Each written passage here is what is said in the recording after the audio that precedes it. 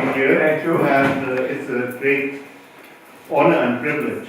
Yes, thank you. And My pleasure. Professor Thurman does not need any introduction.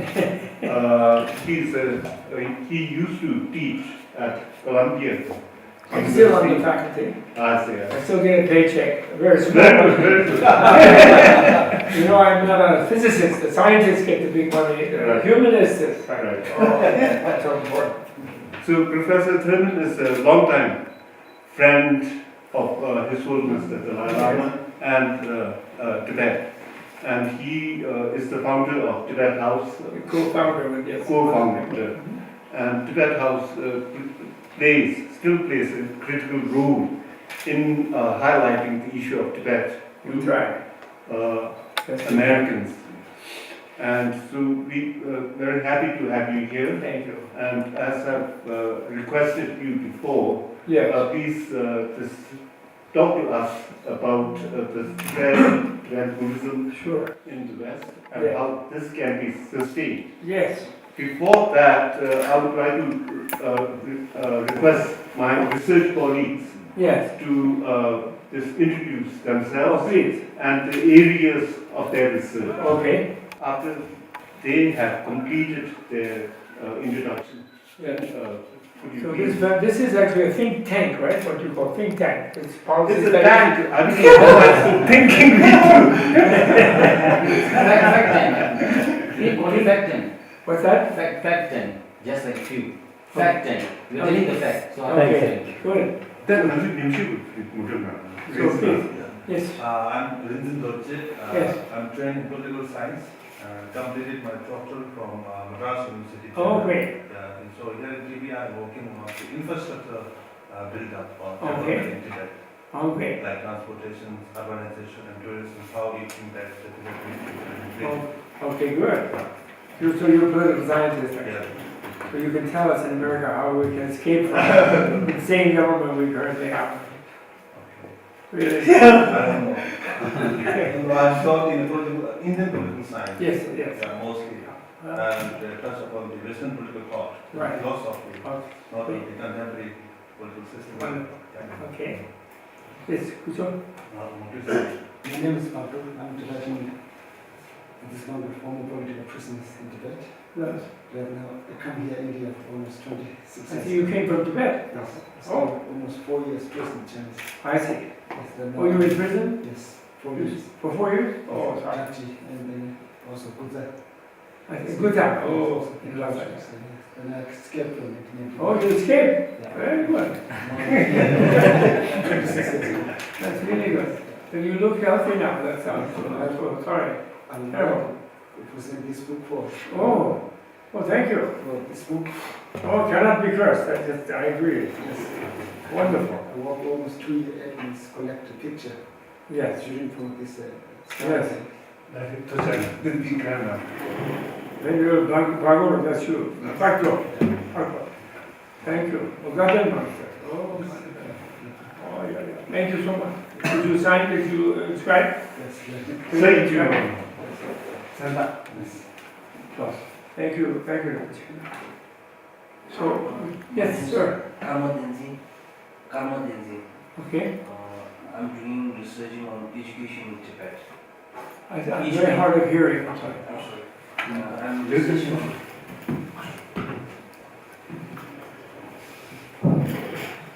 my name is Karma Tenzin. Okay.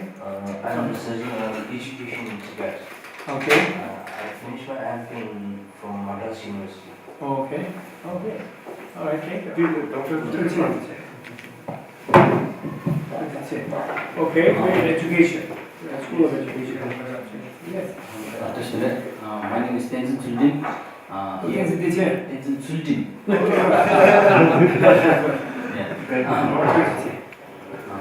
No, sir. At TPI, I'm working as a research fellow, and my topic is about India-China relations. Okay. Particularly, I focus on Tibet factor in India-China Okay. relations. Okay, great. Thank you. Oh, that's the detail. Okay. Oh, yeah. Oh, yes, I'm Tenzin. We just met. I'm not a TPI researcher, so I actually volunteer here right now. So, good. It's about in 5 minutes.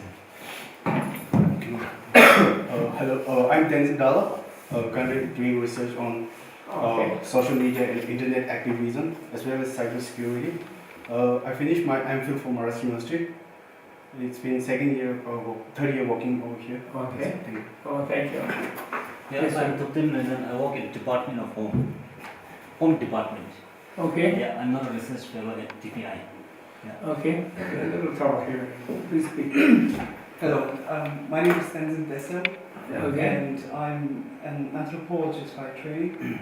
I'm sorry? I'm an anthropologist by Oh, training. anthropology. Yes, Oh, great. and the research area that I'm interested in are perhaps to chart the history of Tibet's foreign relations and the cartographic history of Tibet. But currently I'm working on the history and politics of reincarnation. Okay. Great, thank you.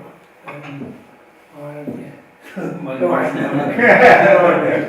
Okay, so I think the topic was on the Buddhism in the Spread of Buddhism in the West and Right. how this can be sustained. Right. So, of course, the great person who really made the big impact in America is, of course, His Holiness, the great 14th Dalai Lama, of course.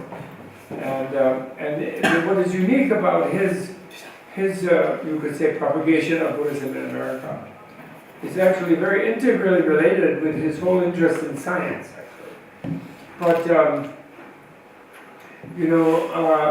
he always says in America, and probably I think in Europe also, or anywhere else that is not a country that has a Buddhist tradition, he always makes it very clear and is very, very sharp on the point, very explicit on the point that he's not trying to convert anybody to Buddhism.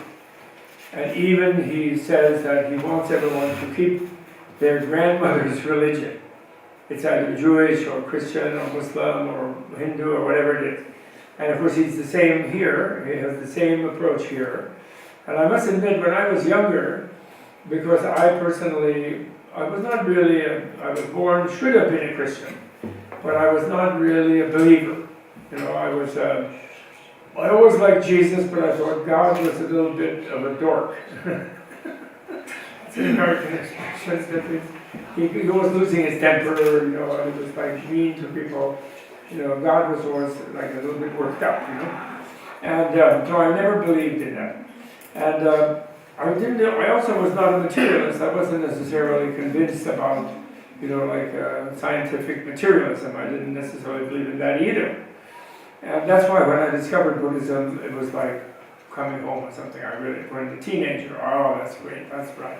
Trinita is it, you know, that's it for me. And of course, I didn't really understand what it was probably very well for a long time. I probably still don't fully understand. But I guess I am a Buddhist pretty much for the last 50 years. So I'm still working at it, let's say. But, and sometimes I have at different times when His Holiness is giving that speech at the beginning of the thing in America where he says, I don't want anybody to be Buddhist, I don't want to convert them. Sometimes I hold up my hand if it's that kind of setting. I say, don't worry, Holiness, you didn't convert me from Christianity. I just naturally came to Buddhism, and I wasn't a Christian really before that. And when I became a monk, which I did against the advice of my old Mongolian teacher, but I did do that, and in those days in Dharamsala, people here didn't really know the situation in the West, you know, that there were no monasteries and there was no place for monks to live. And I was very gung-ho, I wanted to be a monk, but I couldn't live here forever, you know. So, difficulty getting visa, you know. And so, at that time, my mother said, oh, I should have known you'd become a Buddhist. I said, what do you mean? And she said, well, when we took you to the church to get baptized, you kicked over the water thing. Kicked it and drenched the priest. And he was all mad, and so he rang his white thing they wear, you know, and he rang a few drops, and your feet were like this, you know, and you were just freaked out. So you didn't get a proper baptism, in other words. And which was Abhisheka, I didn't get the Abhisheka properly. Anyway, but I like Jesus a lot, so I'm, you know, especially His Holiness. I was a little critical about it when I was first into Buddhism. 10, 20 years, but His Holiness pushed me to see the virtue of it. So I became more ecumenical like him. You know. So Buddhism spread in the 70s and 60s a little bit Initially in America, it spread from Zen. And most of the people who spread it were soldiers who came back from the World War, actually. And they encountered Zen in Japanese prison camps, such places, you know. And then they really got to like Japanese culture. Then some soldiers were there stationed in Japan, and they were attracted to that, and they meditated. And so Zen was a pretty big thing from the 50s after the World War. And Theravada was not much, you know, and Mahayana, other than Zen, was not much known. There was Japanese ethnic Pure Land Buddhist community, you know, the Dewajen or Shige Chulu from Japan, but they were pretty much ethnic, you know, that didn't spread within the Americans particularly, but the Zen did spread amongst the regular Euro-Americans, let's say, and the Afro-Americans, not so much among the Afro-Americans. So then, when Tibetan Buddhism arrived, with the Mongolians, Sokpo at first, and then some Rinpoche, Takan Tuhu, they were two big influences initially, and then various other lamas, and they would develop Dharma centers, and in a way people would convert to Buddhism, although often they would do so in an odd way, where they would retain some cultural connection to their family religion. So we have the expression, especially Jewish people who are very well educated and very intelligent, and usually excel in whatever field they're in. They study harder than the other kind of Euro-Americans. And so we have an expression, Jubu. It's called the Jubu. I'm a Jew and a Buddhist. Jewish and Buddhist, or Jubu. And I once gave a speech to some rabbis to cheer them up a little bit. Because they were worried about losing their young intellectual people. So I told them, I said, rabbis, don't be nervous about the Jubus. If they come back to your synagogue one day and they say, Rabbi, I'm not a Jubu anymore, I'm just a boo, then you can freak out. But before that, don't worry, the Jubu is, you know, because it's almost the Lama wants people to stay connected and use what they learn from Buddhism within their own tradition. And also he likes Jews in particularly because they don't try to convert you. You have to be born in the Jewish faith. They don't run out and try to convert you like the Christians and the Muslims do. And His Holiness, of course, has told a lot of Christian leaders and Muslim leaders, please don't convert us, and we won't convert you. And it's very intelligent, I think. I agree with that. After some years, it took me to come around to that view, but I think that's very important. So then, from the real spread of Buddhism in America, I think, came with His Holiness, actually, where it became a little bit more mainstream. And actually, initially when he came, some of the Dharma Center people were nervous because there weren't very many Galupa centers. And they were scared he was going to convert them from Nyingma, Kagyu, Sakya, or whatever it was, to Galupa. So they were some of the lamas were like, oh, I don't know about that. Now, seriously, you wouldn't believe that here, but that was the case. And meanwhile, he was completely ecumenical in that spirit too. When people would come and say, you have such and such a lama, you keep studying with that lama, that's it. If you do some Kala Chakra, you learn some general thing, whatever philosophy, Shriyata, fine. But you stick with your center and you start, and it takes you 20 years to get started, to get some understanding. So just stick with what you're doing, and then everybody relaxed. You know, and he wasn't trying to have a big Galupa conversion program, you know, at all. So that was also very fortunate within Tibetan Buddhism in America, and similarly with the Zen people. And then at this point there was that Vipassana thing in America, coming from Burma and Thailand. Some of these ex-monks from there, Americans, founded meditation centers, and then you have the mindfulness meditation craze going on. And so that's sort of a sect. So it's the Zen, the Vipassana, and the Tibetan thing, are the three varieties. And there's a contradiction in the Tibetan one, where the individual lamas will have a Dharma center, and then that's sort of like a church. And then people I'm a Buddhist, they say, and that's fine, because you're free to do that in America, religious pluralism, supposedly. But then His Holiness, on the larger public level, he's into, let's all stay with our native religions. You know, that's it. So we don't have competition for market share, you know. And we don't because in the modern situation, in all societies almost now, there's no country that just says we're this or we're that. So it's important that religions sort of don't start fights, you know. because then they'll be armed, you know, and it'd be very dangerous, as we can see, you know, with ISIS, for example, and actually the Protestant Christians are also pretty fanatical, actually.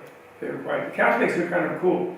Actually, in South Korea, where there's a huge Christian movement of the Protestants, the most upset people are not the Zen people, the Son they call it, but the Catholics, because they didn't get too far converting Korean people. And then the Protestants came and converted a lot of people after the Korean War, you know? And there's many, many Christians in there, but Protestant Christians. And so I met some Catholics once I was at a religious conference in Japan, where they have a kind of all the Catholic missionaries from different countries gather. And I was there talking about Buddhism, and they were telling each other, well, how many did you convert this year? And one guy says, 2. And they all go, yay, you know. And the other says, well, I did better than you. I lost 2. Because they're very learned, the Catholic. They learn the language and they become very into the culture. And in a way, they don't really try too hard, you know. They help some people, but they don't really go crazy.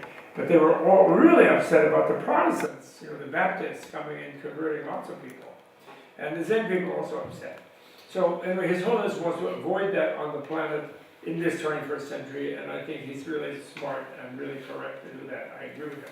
So, on the other hand, Buddhism, I think, like when I was before I became a monk, I built a temple with Geshe Wangyal, the Kalmyk Drebung Gomang Geshe, that was my first teacher. And we built a small temple in the Kalmyk community there. And when we were finishing that, and he was encouraging me, one morning we were hanging the mani wheel at the door, and it was the sunrise, and he said, it was early morning and the sun was rising, springtime I think, or summer. And he said, you know something? You are going to see rising sun of Buddha Dharma in your country, you know, in America. He said to me, in the 60s, this was, in the 60s. So I was very enthusiastic, I think that's great. But now, what do we mean by rising sun? And I agree with His Holiness, and I think the main thing, I gave a series of talks in San Francisco in the 80s, which were very well attended, which was called Buddhism Without Buddhism, meaning, what is Buddhism really? Finally, Buddhism is a service industry, you know, put it that way, for you political scientists. Religions in general should consider themselves as service industries. Do you know what I mean? They're not capital ownership industries. Religious institutions tend to think they own their followers, you know, and so they want more, you know, and then that leads to, you know, oppression, actually, not good. But original Buddha, Jesus, Nagarjuna, these people are serving human beings, right? That's the attitude.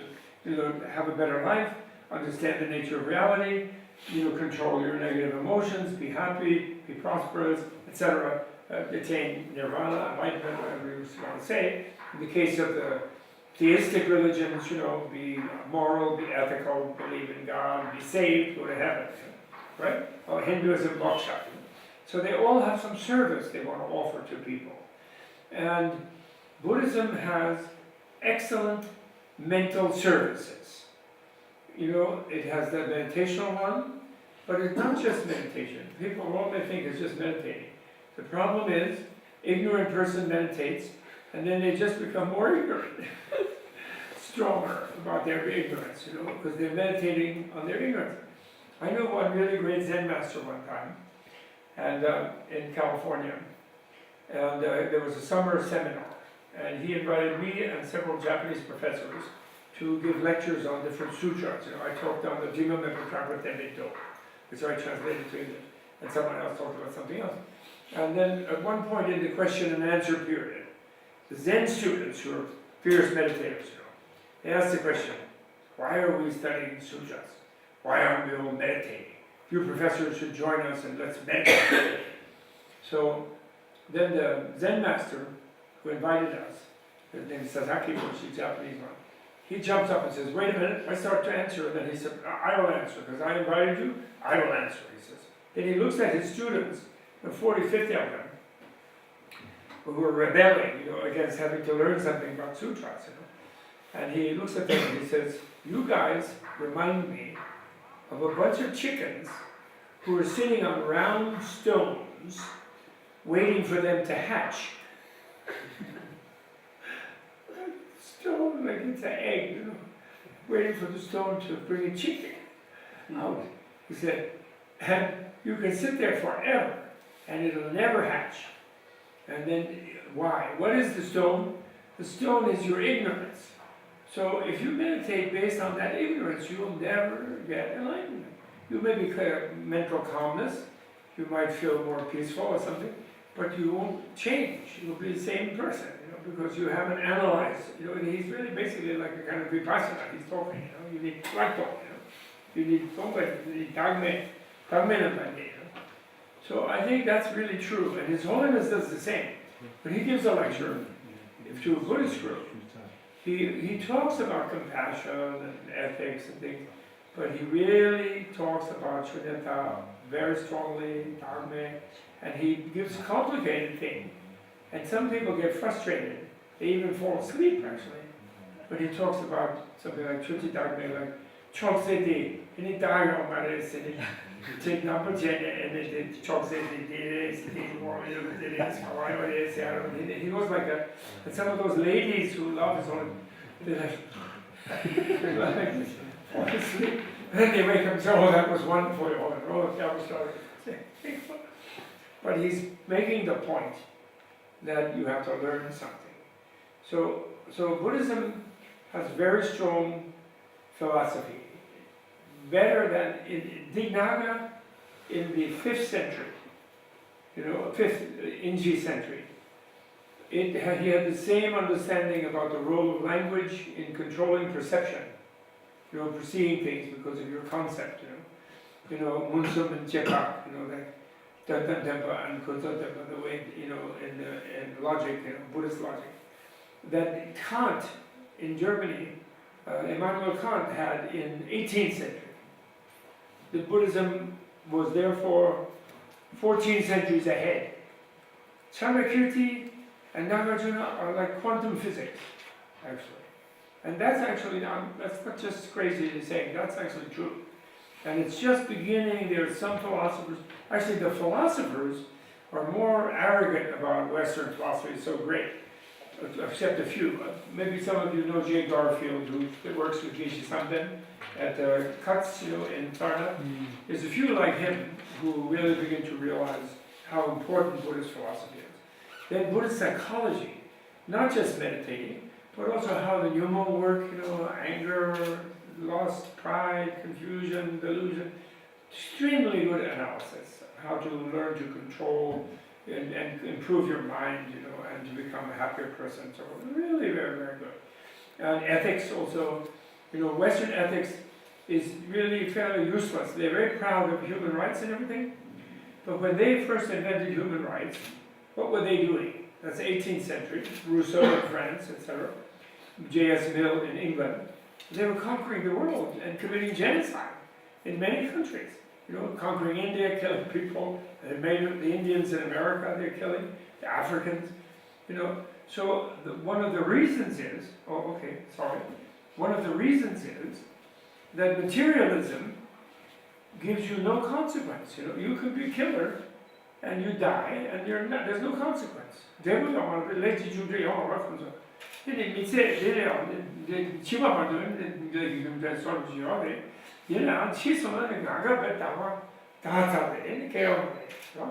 could be a good person and give your life like Bodhisattva, or you can kill people, same when you die. So this creates, like Gyalpamba, you know, Gyalpamba Dao is the main Dao in the West. And this makes people very reckless, you know. The Bame sort of gets around. Just in the ethics, Sujin, when they turn the thing, you know, just in the ethical service, you are and scientific service, you know, not just, you know, His Holiness having dialogue with scientists, very good. But the scientists talk of all the wonderful things they have understood and learned, but they don't really realize that Buddhism has good science too, and better science about the mind. That's right, how your mind works, how you have a better mind. So this is what, you know, the psychologists, psychoanalysts, especially clinical psychologists, Actually, academic research psychologists in America are not so much affected by this because they are materialists also. You know, they have this materialist Yamhapa worldview, and they think that the mind is controlled by drugs or by, you know, electrical stimulation, you know, some kind of operations or something, you know, the brain, you know. They're looking for a secret. Like, where's the Buddha neuron, you know? And then they put an electric thing, and you become enlightened. That's their fantasy, you know, neuroscience. Really, that is their fantasy. You know, they take yogi, Buddhist Tibetan yogi, they go in the lab, put that thing on his head, and they tell him be compassionate, or they don't really analyze dogma, wisdom, you know, but they do more compassion, things like that. And then they think, how did he do that? But they don't study the Shantideva themselves, you know. But they're just, few of them just beginning. But otherwise, so the research ones, except for very few good friends of His Holiness, they don't interest, and it's not helpful to them. But the clinical ones, who are dealing with the crazy people, and the people who are unhappy, and depression, you know, some mukbasor, the things, oh, ini ramasejen cancer, and the anti-depression medication, very big business industry in America, because people are depressed. So this is how Buddhism will spread, really strong, has already spread in America. Because a good psychotherapist who's trying to actually really help the person, and they realize that just giving drug, it doesn't really make a change, it just sort of suppresses the manifestation, the symptom, but doesn't really change the mind of the person. And at first they think, oh, they'll have to meditate, but then they realize if they meditate, they get even more depressed. And so then finally they're beginning to learn something about how to understand your mind and how to you know, develop a positive attitude and all sort of thing, and edit away negative thinking and this kind of thing. So this is where Buddhism, I think, has really great appreciation. And it's like His Holiness here, you know. In India, he's the son of Nalanda. He's like, I'm not bringing some weird exotic thing from the mountains. I'm a son of Nalanda. And that's true. You know, the reason Tibetan Buddhism has such a huge impact in America compared to Zen and the Vipassana is that Tibetan Buddhism brings back the full scale of Buddhism from the Nalanda University, Vikramashila, you know, Dantapuri, all of the great Indian universities. You know, the cultural, intellectual, and scientific, especially inner scientific knowledge of India. And actually even medical science. Because Western medicine has gone crazy. Because it's too much business. You know? If you study Thurman, if you study Menshon here, in Guji, they tell you, if your motive to be a doctor is to make money or to become high status, then don't be a doctor. Only compassion is the motive, caring for the sick person. And then actually if you have compassion, you'll be a good doctor, and if you're a good doctor, people will respect you and they'll pay you, so you will be successful. But if you just want the money, you will be no good, you'll be a bad doctor. So that's what's happened to the Western medicine. With all the wonderful inventions and technologies, the hospitals are big business, and the cost is huge, and they don't do something simple that will help someone if they can do it expensive and make money. That's a fact. And I'm sorry to say it is a fact. Meanwhile, of course, if you break your leg or whatever, they're very good at that. Some surgery. The reason they're so good at that is they've been having wars for 100 years all the time, you know. People being broken in their body, so they got into surgery, you know. Especially good on that. We have surgery in our men, you know. 18 different things. You can do it 18 different methods. You can do some but you try 18 other different things. Food. In Western medical school, they don't train you for 5 minutes in nutrition, what they should eat. They don't care about what you eat. You can eat it, and the foods industry with all those McDonald's, terrible. And the food is filled with hormone, filled with antibiotics. You know, the meat, for example, it's just really bad food. Until there's organic food movement, but the majority are very poisoned. The poor people especially, their systems are extremely poisoned. And sugar is very disturbing. Oh, they all have diabetes. So this is where Buddhism, you know, especially the Tibetan cultural form of Buddhism, but because Tibetan Buddhism is the living version of the great Buddhism of Payut, right? Aryabhata, you know? The country that Shakyamuni Buddha chose to live in, you know? And so His Holiness, you know, of course, without His Holiness in the future, but luckily that's a long way. I don't want to hear about, you know, what are we going to do? Because he's going to stay, he promised to stay 113. There'll be no Communist Party by 113, forget about Communist Party. Actually, they already forgot about it. What we have now is Emperor Xi. Now, 간단하게 고마워요. 그래서 너무 이제 어떻게 다쳐요? If he wants to make a good decision, to have a decent public relations advice, first he's going to be friends of His Holiness, that's all. If you want to be popular in the world, who's the most popular person in the world? Who? Angelina Jolie? Yeah, pretty close. Angelina, the Pope, and His Holiness, the great 14th Papa. Yeah, he always wins those polls in free country. His Holiness does. Very much so. So, Chinese Emperor, everyone's afraid of him. They hate him. And, oh, Emperor. All except Donald Trump likes. Donald Trump said, oh, President for life? That's a good idea. Maybe we could do that in America.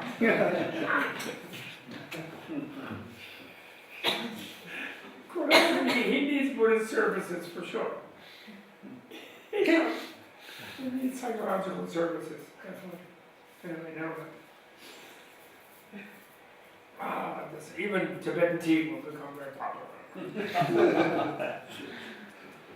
Because less sugar. You know, too much sugar. I think I'm the only one downtown likes Tibetan tea. You guys are all drinking sweet tea. Admit it. And then sugar is bad. You know, sugar is destroys the chema, you know, the insulin. It goes as insulin production has a flat tire, and then you have diabetes. That's really bad. Anyway, never mind. I'm not going to change your diet. So I think that's the thing about Buddhism in America. I'm very optimistic about it. You know, this mind and life thing is really good. Not so much because, you know, but it is good to learn about the Western science and have the monks, you know, we're calling it Abhidharma 2.0, you know, and that's really good. So they can talk and dialogue with the Western scientists. But on the level of science, on the level of psychology, and on the level of ethics, Buddhism, you know, Buddhism is education. You know that, right? Buddhism is not just believing something. Even Dawa, if you say Gemba, and that can be bad to overbelieve something, then you can become Buddhist fanatic, like in Burma nowadays, you know, attacking the Muslims, and that's really bad. So, sabi labas sumyo, topitam. Lugitam basetiro, the three denusot. In topitam basetir, labas sabi labasum. Lama means people always translate training, but you know, you're trying to train your lhasa apso, you know, to behave. That's training, or soldier. But Lama means to educate. So Lama means higher education. Higher meaning at a deeper level in your mind, not just PhD. You can still be PhD. I tease my colleagues in America. You guys study Buddhism, but you have a bad bias because you think Buddha was not enlightened. Really, you just think people think he was, but you know he wasn't enlightened. Why? Buddha didn't have a PhD. That's why. And you have a PhD, so you think you're enlightened. But that's wrong. He has a completely higher consciousness. He understands reality. He's not asking you to believe in him, right? You know, like share that session to what's Lawachai, Naika, Lawachai, Guchirmin. He says. So he's an educator. So ethical education, mental education, Sentilabhidava or Tingisilabhidava, and Shedap, that's scientific education. Shedap Shedapidava. That's scientific, that's what's real versus what is unreal. You know? It doesn't mean believe something. So, you know, Yantapidava is dogmatic. So Dharma is like disappears in front of your face. It's not something you can become fanatic about. That's why in general Buddhists have had less Buddhist wars with other religions than Christian crusade or Muslim jihad. Because Buddhists are equally human and they like to have a Buddhist war.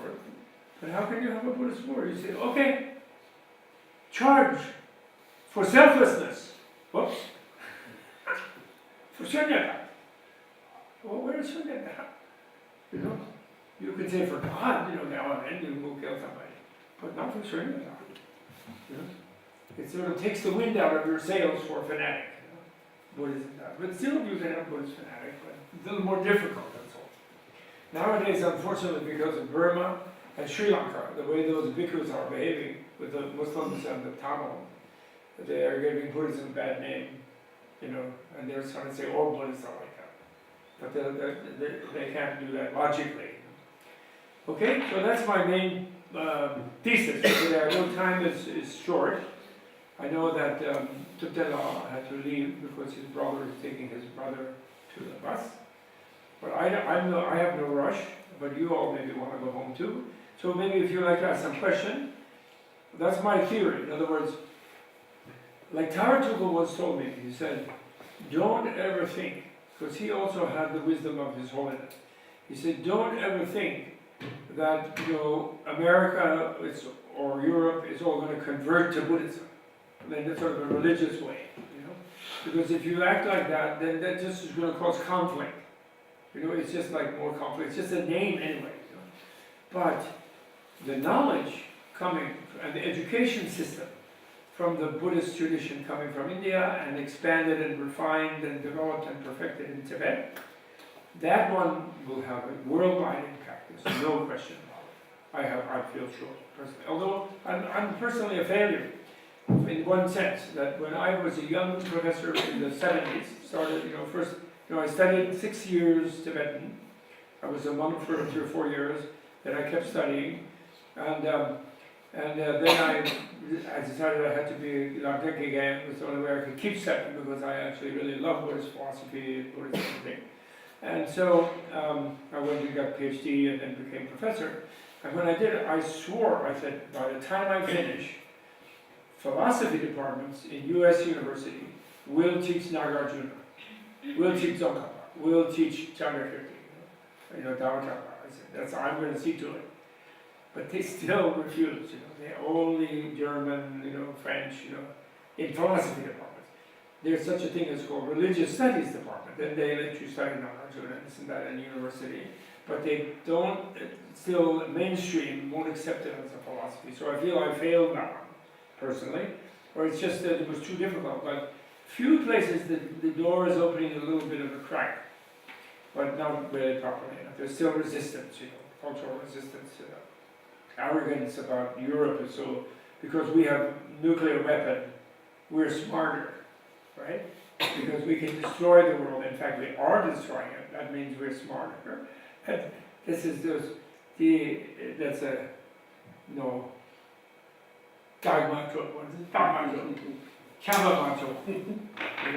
If you can preserve the world, you're smart, actually. If you destroy it, you're stupid. I'm sorry to say. So anyway, that's my thesis. That's how Buddhism is spreading in a really effective way. Sure, there's dharma centers here and there, and that's good. But you can have a fanatic like a Trump, sort of almost like Nazi movement, racist sort of thing. You can have reaction like that against any foreign thing, still. But on the level of knowledge, of education, like what they were showing at the conference here, those little children, dealing against that kind of racism, teaching children to be familiar, black and white, Indian and Chinese American and Vietnamese American. That's inevitable change. The Trump thing is a kind of last-ditch desperation move on the part of some whiteys, But there are no whiteys anyway. I call them pinkies. There's nobody who's white. They're pink. Especially those drunkards, they get really pink. The nose is pink. So pinks, I call them. So any question? Anybody have questions about that thesis? Yes, This is a big question. So I'm but sure you have to speak kind of loud or get a microphone. You're dealing with a nearly deaf old man. Can you hear me now? Yeah, that's good, yeah. Okay, so as you know, in America now, nowadays there's a rise of gun violence. So there's more shootings, and also there's a lot of bullying that's involved in classes. And students are, a lot of young students, American students are dealing with the gun violence and bullying. And so I'm sure you heard at the Mind Life conference, there's a lot of talk about this Buddhism being repackaged into this thing called secular ethics. What is it being, what? Repackaged or Repackaged. into Yeah. secular ethics or something that I heard was It's social. not really repackaged, actually. If you look at the history of Buddhism Right. in Asia, Buddhism never really attacked Hinduism. The Brahma and Indra, became friends of Buddha. They became his student. Is the Buddhist legend, and which indicates kind of that they really liked Buddha. Did offered some service to the caste society that had problems. The Buddhist movement was therefore very accepted, and they created the first universities, and they created a kind of mobility within the caste system through the becoming the monk and so forth, where Upali, the famous Upali, who was the great Vinaya master under Shakyamuni, he was the barber of the young Shakya princes, but he was ordained before them, so he was superior to them in the Sangha. So he mixed his castes, and this was a social valve for you who are anthropologists and so forth. The other only social mobility in the caste system is war. Some Kshatriya warrior will conquer people and then they rise in society. But rigid caste system is destructive to a country. They can't flourish like that. So that's so Buddhism performed that service. When they went to China, they didn't attack Confucius and they didn't attack Lao Tzu, and they fit together with it. And so, but now in Europe, they're not attacking. Some people do, but they don't last. Like look at the scandals you have in the Dharma centers when the lamas get too bossy and then they attract people for the wrong reason who join them just for blind faith kind of thing, and then later they hate them and they abuse them and they get also too egotistical themselves, and then they have a scandal, a terrible scandal. We've just seen a big one just lately, and there were plenty of them before that. So sociologically and anthropologically speaking, Buddhism was able to spread in many, many countries because it brought knowledge and it made life better for people, and it didn't necessarily put them to the sword if they didn't believe in Buddhism. Like when the Muslims conquered India, they forced people at sword point to become Muslim, and the one people they really squashed in India was the Buddhists, and they burned down the universities and the libraries. Right, and then they controlled things with their rigid thing, but then we can see that lasted on sheer power. But then they themselves became a little more moderate, actually, until lately. And the reason that lately the late rigidity of them comes from Saudi Arabia, actually, not from India, if you know the history. Right. From the Wahhabi movement. If I could just rephrase the question. Excuse me? I'm going to rephrase the question. So I agree. I think we all agree with what you just said. If I could just rephrase it. So like things like social emotional learning and mindfulness, these are some of the tools that from the Buddhist toolkit, right? So when it becomes mainstream, my core of the question is, who gets the credit? Should we care about the credit as long as people benefit? So that's the crux. We don't care about the credit, but it would be like to be mainstream. Actually, I have a kind of theory personally. I mean, that's on a little different scale, but it relates. And that is, in history of Buddhism also, basically I think only 3 countries became really mainstream Buddhist countries. And it's hard to notice some parts of India, but only because India has many countries, right? Always has been many countries, right? In Buddha's time they said 16 Janapadas, 16 city-states, there were in the North India. So some of these Indian states became more or less mainstream, or originally, let's say, Shakya Kingdom became mainstream. And what happened in history to any society that became mainstream Buddhism? They had a lot of monks and no soldiers. Therefore, they get invaded and crushed, just like the Kosalans attacked Sakya Kingdom in Buddha's life, and they wasted them. Right? Tibet was a conquest empire, right? Huge empire with big soldiers. Then they got mainstream Buddhists, then they became without military, more or less, relatively. I mean, they had a few people, but relatively no military. Mongolia, a huge empire and conquest. And they became mainstream, and then they got beaten up in 20th century like Tibet was. So, in history, the mainstream, the other Buddhist societies, Thailand, Sri Lanka, Japan, China, that Buddhism never mainstream. In anthropological terms, Buddhism was always countercultural. You know, it was making a kind of more positive force, you know, non-violence, being civilized, being educated, being calm, peaceful, you know, no nyomon, etc., no blood sacrifice, you know, no, not being too vicious, you know. Buddhism having that influence, but mainstream is the king and the army. In China, in Japan, in Korea, in Thailand, in Southeast Asia, you know. You go to Angkor Wat, you don't find that many Buddhists. You find a lot of things about the wars of this and that king and who they conquered, and then they're making, the Brahmins are doing Hindu rituals for them, for victory and battle, you know, like Vedas. So, in history, mainstream Buddhist countries become a little too unilaterally disarmed, and they then suffer. I think with that we have to face, and that could be, you could say, and I think some young people, in Tibetan community, definitely Mongolian community where they worship Genghis Khan, and actually subliminally in India and China, where the Neo-Confucians and the Neo-Brahmins blame Buddhism for too much asceticism and too little militarism, and therefore Muslims are.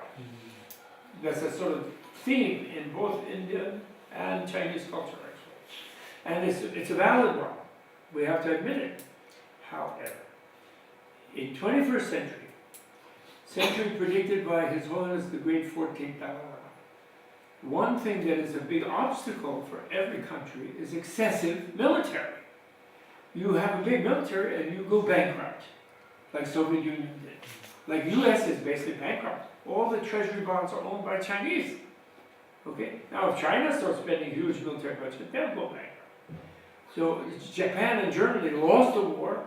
Then they were making Mercedes, Sony, they're making money. Because their engineers are making consumer products, not investing in military. Okay? So in a modern economy, militarism is suicide, actually. So therefore, cultures like ancient India, like Tibet, like Mongolia, they have great lessons for the rest of the world that the rest of the world is not listening to at the moment. They're one, there's a new nuclear arms race between Mr. Trump and Mr. Putin right now. I know, of course, Xi Jinping, oh, we better do something. But that's ridiculous. And Pakistan, India, you know. And that's completely. The Pakistanis have plenty of nuclear weapons. They could wipe out Mumbai, Delhi, and this in 3 minutes. You know, the time for a missile to go from Rawalpindi to Delhi is like this. You know, there's no defense. And vice versa. So what they can't use it. And yet they're spending billions and billions of dollars on this. So this is the great value of Tibetan culture. You know, even in America or England or Japan, you know, maybe Japan don't, because Germany and Japan are the exception, because they did lose a war and they had to rethink about what their life is about. But you learn that human being is basically aggressive. You have to have big military or you're going to get destroyed. And that's the human nature. You know, you learn that. So the minded light people, under His Holiness's encouragement, are focusing on that little baby who doesn't like the one that slams the box and likes the one that helps to open the box. You know, and that human nature, right? And we say in Buddhist biology, Buddhist science, that you get to be human being because of Shila, Sujat, right? The karmic cause, biological, which karma means biology, the biological cause is you were ethical in previous life. So you're born as a weird looking human being, and you look weird to a crocodile. You don't have any scales, you don't have a big mouth, you have these weird fingers, you know, like you don't have any, your skin is soft. That's really like, you're not a good hunter. Any crocodile will eat you up in one bite, right? And then, right, you know, generosity, you know, Jimba gives you wealth, and Sapa makes you beautiful. Because in previous life you were patient, not angry. So then you're beautiful. It's like we're handsome if you're a male. So this is why when the Chinese wake up and they get some decent public relations advice instead of some old-fashioned World War II level, stupid, hardball advice. You know, lie to people that you're nice and they'll believe you. That's really great advice. That's soft power. Confucius Institute. Oh, you don't like Nobel Prize? Oh, have Confucius Prize and give it to Robert Mugabe. It's just incredibly stupid. It's bad advice, right? There's no way to have soft power. If you want soft power, you have to be nice. Then people will believe that you're nice. Then be nice, and then they'll like you. And then you can make a business with them. You know? So anyway, that's my theory. My wife says, I'm hopelessly optimistic. I don't care. She really likes it, but she pretends that I don't know. I'm really. Emperor Xi, I'm waiting for the change of policy. I'm waiting for that. And we've been disappointed before, haven't we? For 50 years. And maybe disappointed again, but I don't think so this time. You like my comic book? Do you like that? I did. Oh, good. Have you all seen the comic book? The Man of Peace, illustrated life story that's all down. Have you all seen that one? Not the entire book. What? The book you written by. Oh, good. I'm sorry, I'm trying to have it translated into Tibetan. You know, and actually the parts that came from the March 10th speeches on the top of the page, from 61 to 2011, 50 speeches, those are already originally in Tibetan, so that's easy. And then just the dialogue, you know, and the thinking, you know, translated. So Tenzin Norbu in America is working on that. But maybe I'll get some people to help him, I don't know. And then, you know, then there could be a print edition in India, and it'll be more easily available, I think. It's been hard to market it, because Chinese have frightened all the publishers and distributors, and they're really, their fingers are everywhere with their negative policy. So it's difficult to distribute. But it is moving around. I had a few thousand go out. And people can get on the phone. You can download it on the phone and read it on the phone. And you press the different, on a comic book page you have maybe 8, 9 panels. You press on one and it blows up so you can read it. And then it goes to the next one. So it doesn't just show the whole page. It's a Kindle, Kindle ebook. They have that for comics. So that's my optimism. If you read it, you saw that His Holiness, we end, of course, in bad situation of the current sad story of lockdown since 2008, basically, right? Unchanged. And but then we have epilogue showing His Holiness's future vision for autonomous Tibet. Switzerland amazed, and China supporting it and taking pride in it, letting Tibetans be Tibetan, rather than trying to put them in a blender and make them into Chinese, which will never work. Never works. You can't change people's heart. You can kill them, then they get reborn, actually, but you can't change their heart. So can I ask one question? Yes. Yes. You are very familiar with the Tibetan world. Yes. So what do you advise Tibetans, especially younger generation, in preserving and promoting our culture? For what? What do you advise Yes. to the younger ones, especially younger one, in promoting and preserving our culture? Yeah. Well, I recommend very strongly that they study the Dharma and study it like you study in school. And let me give an example of what I mean. I had a student, Kasan Sete, who came to Amherst College when I was teaching there, from they live in the Kambazaki, from Dechen, Yunnan area, from Kam, and he took some philosophy courses, Western philosophy, Kant and Mill and Hegel, this kind of thing. And then he took, at first he didn't want to come to my class about, which is Tibetan Buddhism. You know, I have other classes in those days that I was some general one, but I had one class Tibetan Buddhism, because he's like, I'm a Tibetan, you know. But then eventually when he was junior or something, after a couple of years of studying Western things, he came to my class, and then he read in English, Dangale Shingibo, which is considered very difficult for Geshe studies.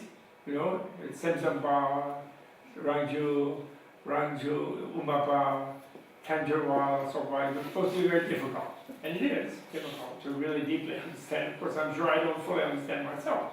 Still, but I did translate, I think, a good job. And he read that. And then he wrote a paper, and he understood about what is the difference between Pasanga and Vijnanavada, and how the selflessness theory of selflessness liberates you from ideological rigidity and gives you a reason to cultivate compassion and ethical thing, and how you can actually change your mind and you can cheer yourself up with that. You know, by changing your way of feeling, of your sense of identity, more resilience, we call it, of identity, openness of identity, you know, and so on. And he understood that. And then I met him a few years later. He graduated, he worked in journalism or something in Nepal. And I met him in Bodh Gaya during some teaching of holiness, maybe 5 years later. And then at one point we were riding in a taxi, or I can't remember what it was.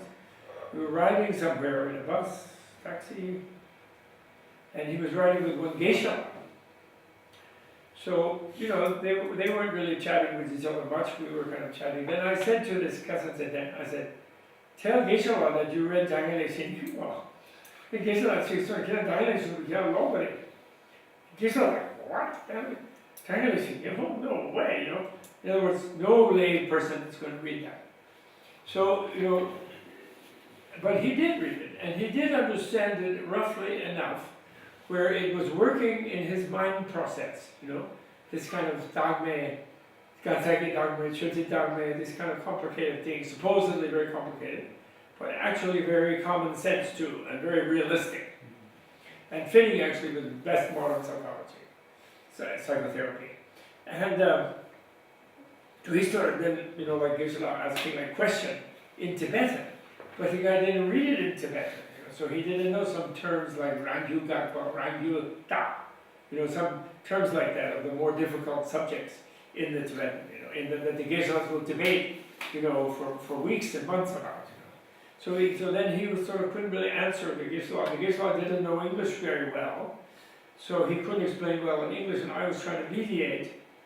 And so that's the thing, the young people.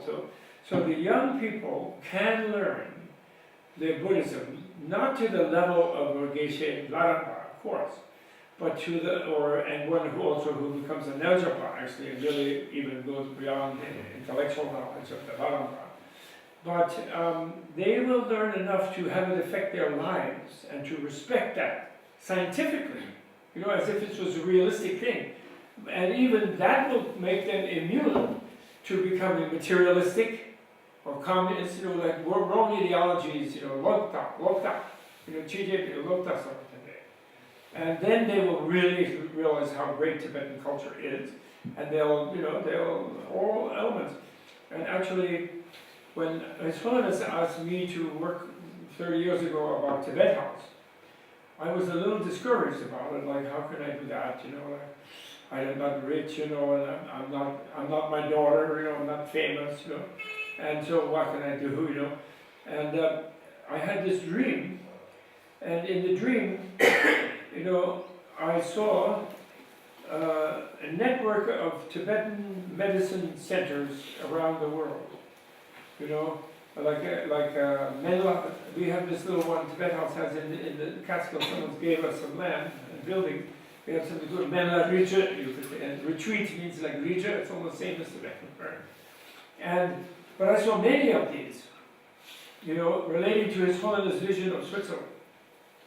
Because when I came here in '64, brought by Geshe Wangya, I wanted to just meditate and be enlightened, you know, be a monk and all that. And Geshe Wangya, he said, oh, yeah, later you can meditate, later you can do this, But he forced me to go to the Menzikan, which was just getting started in 1964. Yishi Dundon was the head. And he said, he brought Yishi Dundon to where we were staying in Mortimer Hall. And he said, you study Tibetan medicine. You learn about Tibetan culture. He forced, because Tibetan culture you really learn when you learn Tibetan medicine, something about it.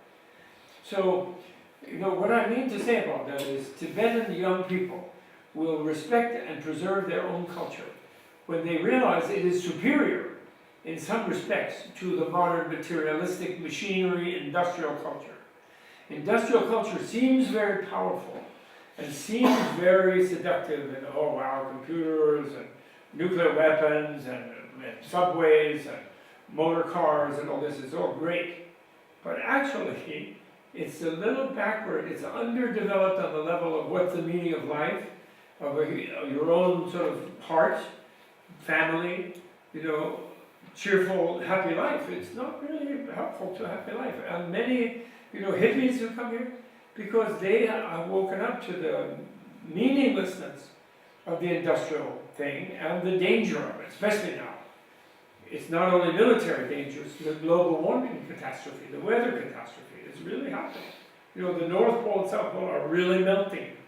And these hurricanes and typhoons, right now at my home in the Woodstock Mountains near New York, there's been 5 snowstorms since I left, like 8 days ago, 9 days ago. Big ones. And this is really almost springtime, you know, and 5 huge snowstorms, and electricity going out, and catastrophe all over the place, and you know, people having real problems. So, and because of the weather, you know. And so the young Tibetans, you know, and you know, His Holiness wrote in Ethics for the New Millennium, something I really loved, where he said when he first came out of Tibet, he naturally thought Western culture was so great. And you know, oh, we were underdeveloped in Tibet, you know. We were a backward country, you know. And so really all these things must be solving problem of human suffering, you know, industrialization. And he said, finally he realized, he has for several pages, finally he realized, I think he was in London, and he was in a very wealthy layman's house, and he went to the bathroom, and he snooped into the medicine cabinet, and he saw a bunch of antidepressant drugs, lots of them. And then he realized that the industrial culture has changed the kind of suffering, from physical suffering of having to carry the water or something, you know, or not having electric light, to mental suffering. But it actually has made no progress. And without the inner progress, there's going to be no solution to human life on this planet. You know, he has a thing like that in there, where he shows his disillusionment with the sort of quote-unquote modern way. But that doesn't mean going back to, let's go back to where we just, you know, completely, you know, live in a gutter necessarily. But it means there's some middle way there. And in that middle way, the young Tibetans can become leaders in every country where they go, and starting in India, where a lot of them are, and even in China, where they are forced to be part of, they can become super leaders because they have a different cultural set, and they will not fall for communist materialism or capitalist materialism, and they will not, you know, for the military, industrial consumerism and industrial militarism is simply Dechak and Shidang magnified to a nuclear level of destruction, basically. But still the problem of controlling Dechak and Shidang remains. And when it's so magnified, it's much more dangerous. You know? If you want to freak out and kill some people and you have to do it with your arm and you have a sword, your arm gets tired. You press a button, you kill 500,000 in one shot. You're really dangerous. Okay? So Tibet, so therefore the young Tibetans, sure they should get degree, BA, MA, whatever it is, you know, economics, accounting, etc. Have to do it a little bit so they can learn modern knowledge. But if they learn their own Tibetan knowledge, they will be leaders in the companies, in the societies, they will be the leaders. When they understand that, you know, rather than thinking, oh, that's old-fashioned, oh, Geshe-la, or Lamas are over there, yes, I like that, I like to go to Star and have a party. But really, the real thing is going to New York and getting on the subway. when they realize that's an illusion, and they become disillusioned, then they make an effort to develop their culture. And then they will be leaders, actually, they will be leaders. So I saw that, and I saw it in medical terms, because a society's medical system expresses what they think of their individual people. And if they have a medical system that is just to make money for the investors in the medical system, and never mind the patient, they don't care about their people, actually. They're waging kind of war against their people. They're exploiting them. Whereas if they go and they hold their pulse, and talk to them, and tell them what to eat and not to eat, and make sure the food is clean, that's a different story. And that's what the younger people in the West, why they like Tibetans, why they come here, why is Dharamsala such a big thing? His Holiness vision is Tibet itself becomes a giant Dharamsala. And luckily you don't have to build on the side of a cliff.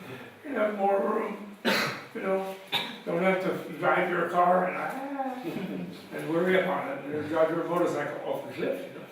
And then everyone will go there from China and everywhere to get a more sensible and pleasant life and have a more happy heart. That's the key thing. And when Tibetan younger people know that's the real thing of value that they can sell. Let's face it, you have to have a livelihood, you have to sell something. So if they realize they can sell their cultural knowledge, the cultural wisdom, and the intellectual wisdom, the scientific wisdom, psychological wisdom, ethical wisdom of Tibet, then they will learn it. They will insist on learning it.